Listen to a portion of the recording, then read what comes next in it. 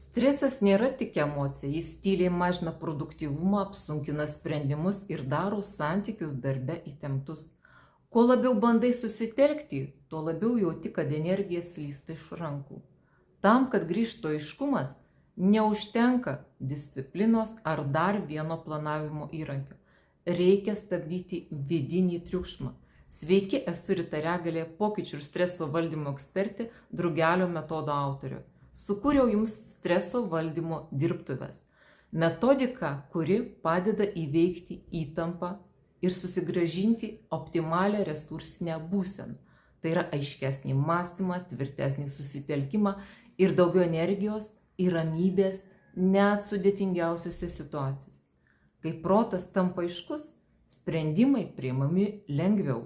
Kai kūnas atsipalaiduoja, atsiranda erdvės kūrybiškumui ir tikram rezultatui.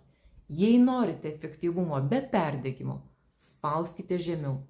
Laikas sustiprinti save iš vidaus.